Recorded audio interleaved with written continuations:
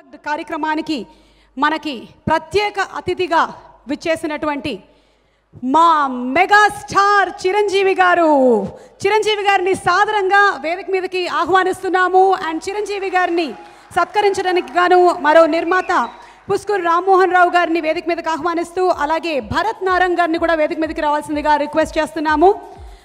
రామ్మోహన్ రావు గారు to please present bouquet to our esteemed guest. And Bharat Garu to please welcome Chiranjeevi sir.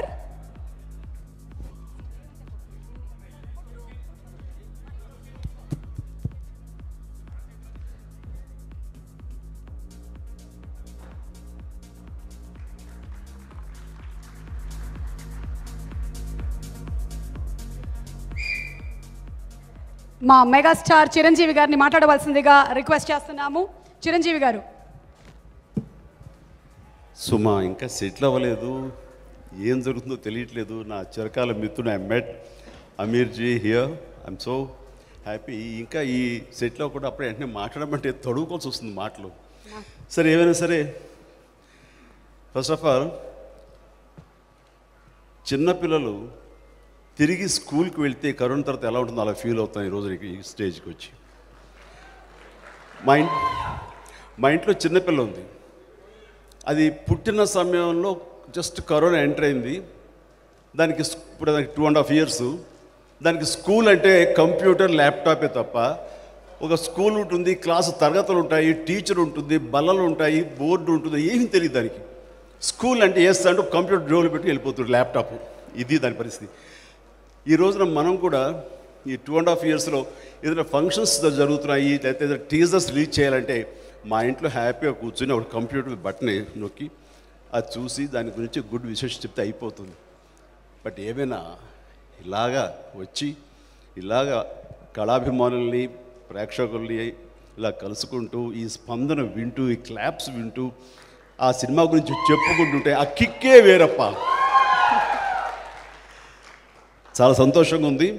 ఇన్ని రోజుల తర్వాత మా పెద్దలు ఈ ఇండస్ట్రీకి, ఎస్పెషల్లీ పంపిణీ రంగానికి, ప్రదర్శన రంగంలోనూ నిష్ణాతులు, పెద్దలు, భీష్మాచార్య లాంటి ఏషియన్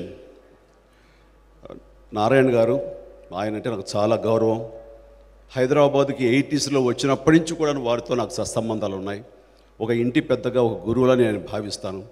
అలాంటి వారు ఈ రోజున నిర్మాతగా కూడా సినిమాలు తీస్తున్నారంటే కనుక ఎస్, మీలాంటి వాళ్ళు రావాలి సార్, సినిమాలు తీయాలి, సినిమా విలువ మరింత పెంచాలి.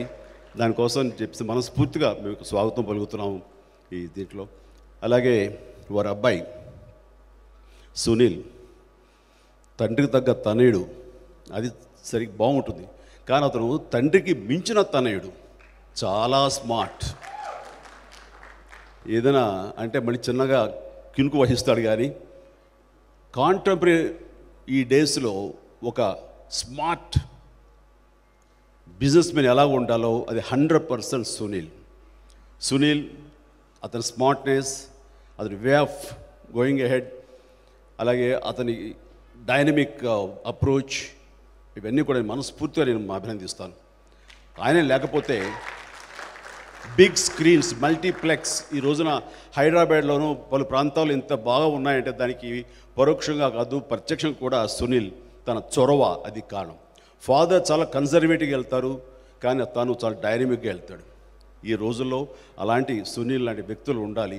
కాబట్టి ఈ రోజున ఈ పంపిణీ రంగం కానీ, ప్రదర్శన రంగం కానీ ఇవన్నీ కూడా ఇంత భారతదేశంలో చెప్పుకునేంత గొప్పగా ఉన్నాయంటే దానికి కారణం ఇలాంటి youngsters. So I do welcome.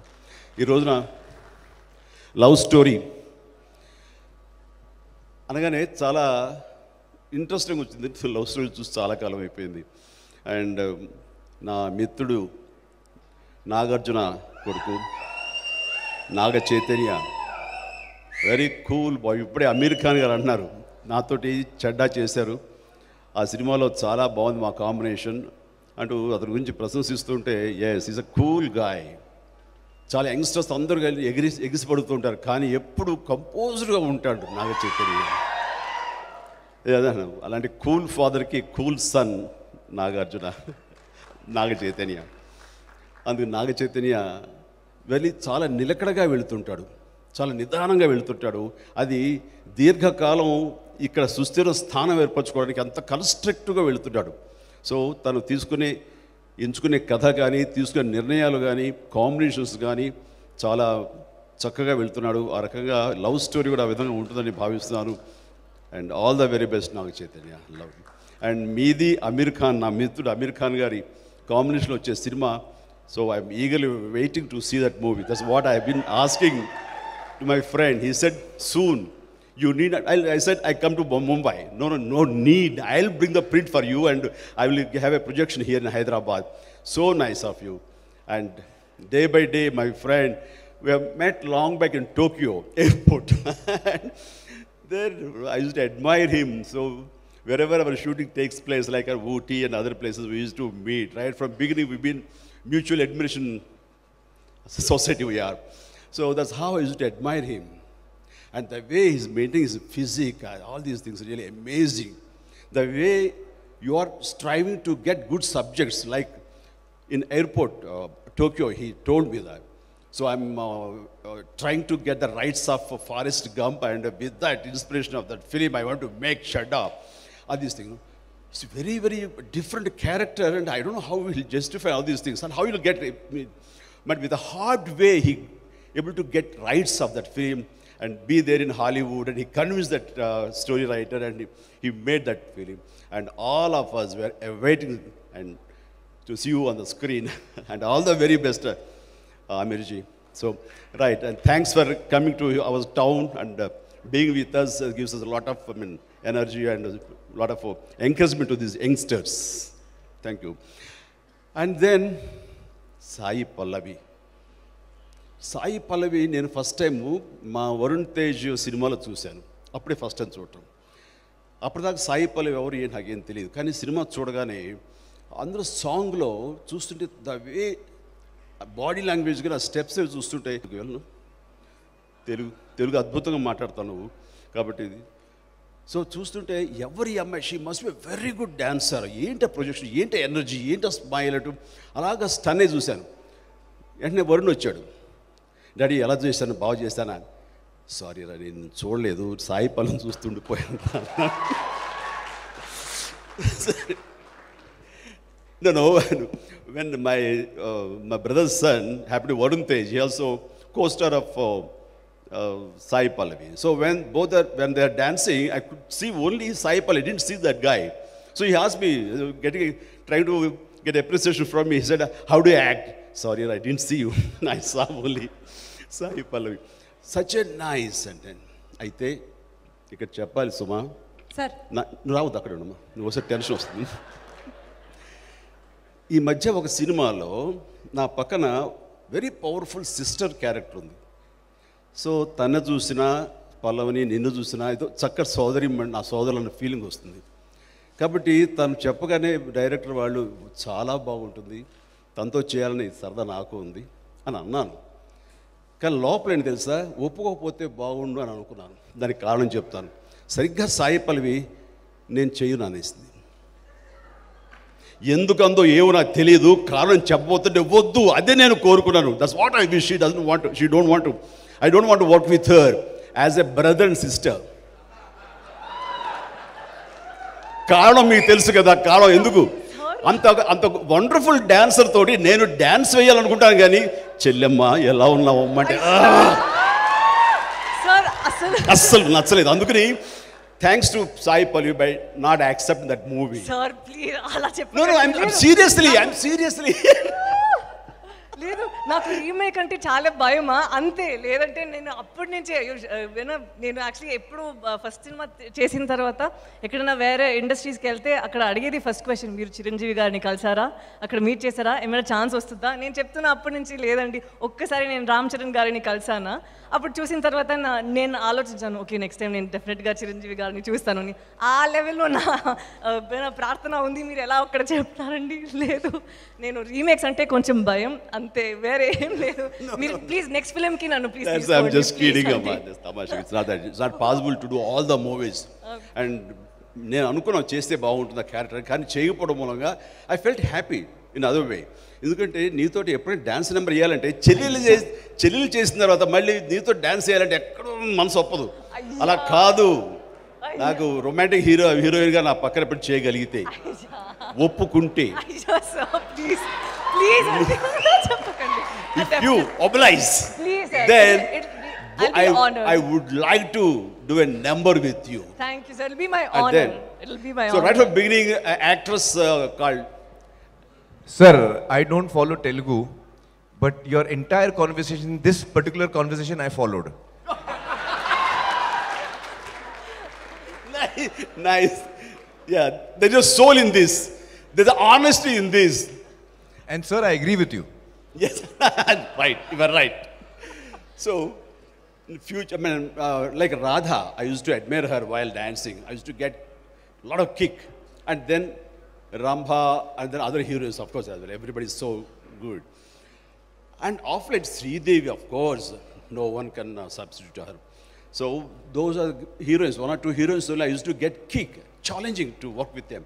And after that, I thought, yeah, this is a girl with whom I have to. Such an honor, do sir. and Thank you so much. I would love to. It'll be an honor. do and prove I am also a dancer.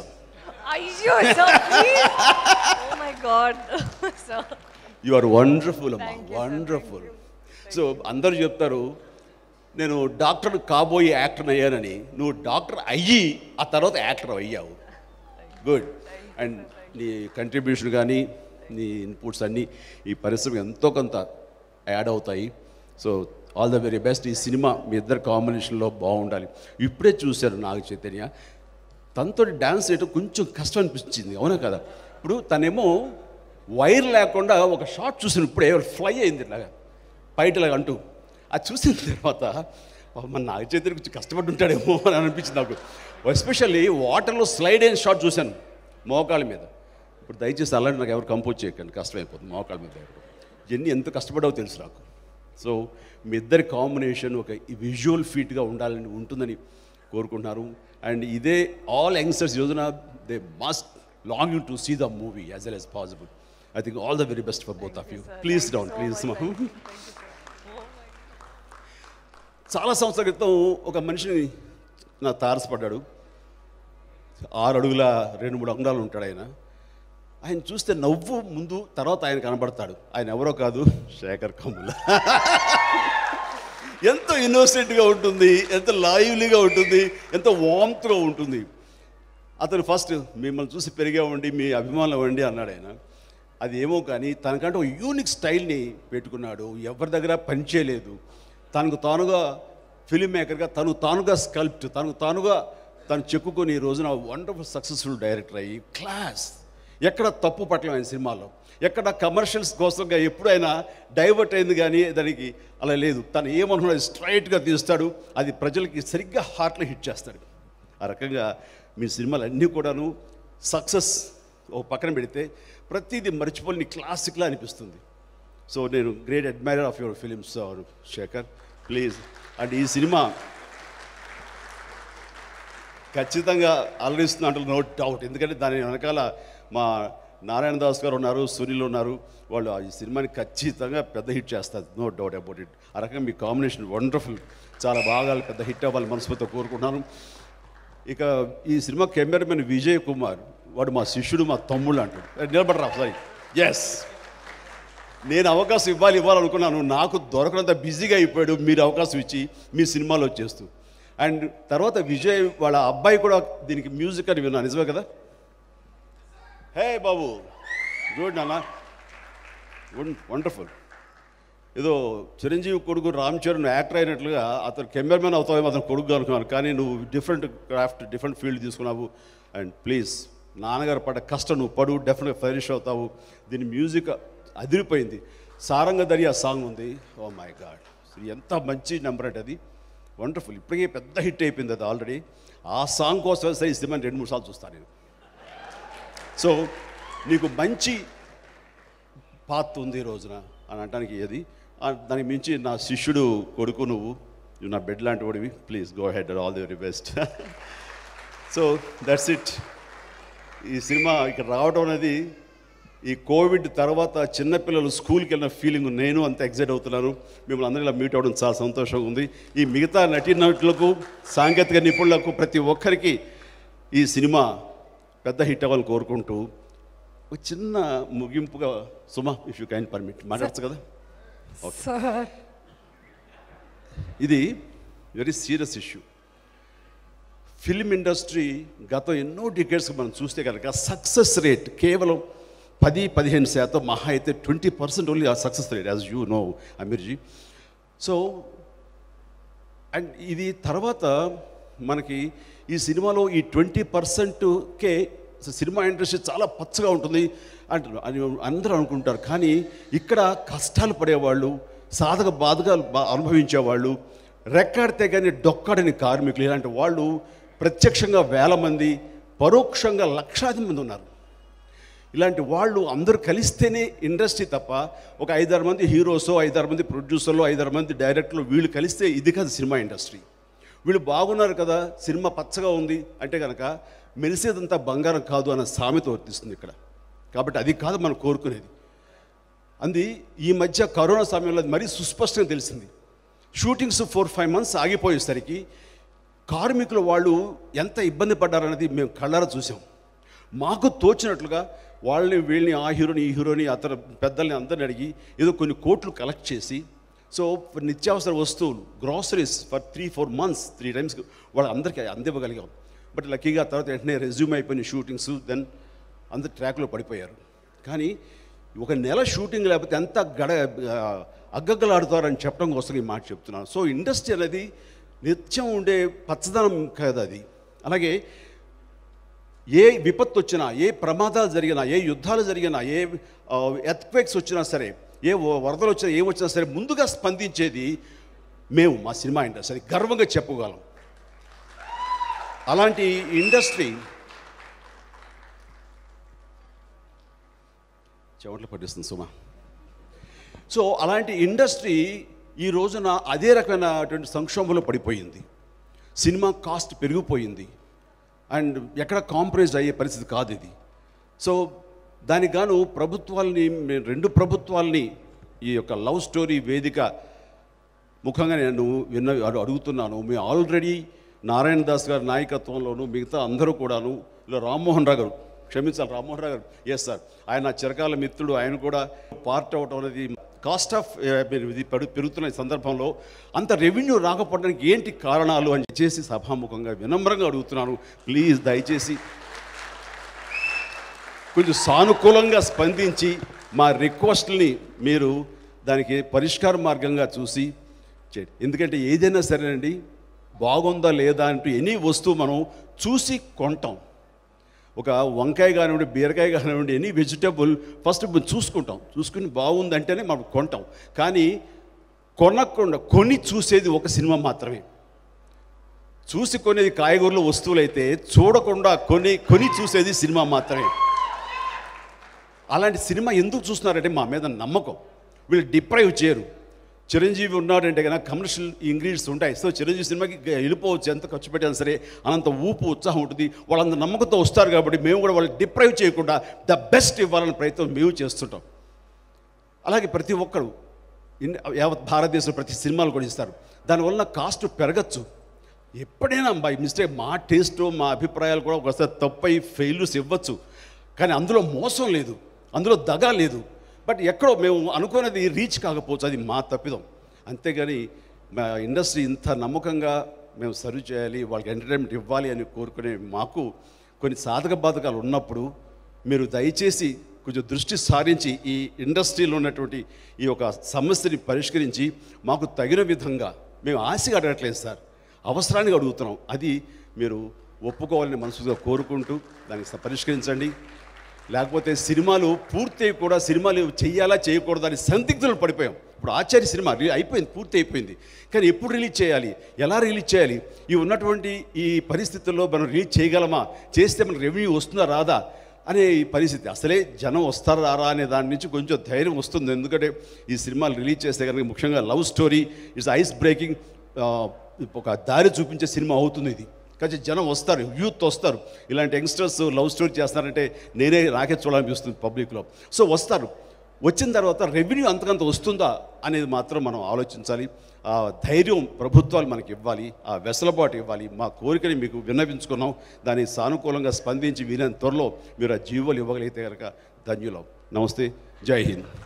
Megastar Chiranjeevi గారిని వేదిక మీదే ఉండవలసిందిగా request చేస్తున్నాము sir. ఇంకొక 5 నిమిషాలు వేదిక మీదే ఉండవలసిందిగా request చేస్తున్నాము. And sir very aptly said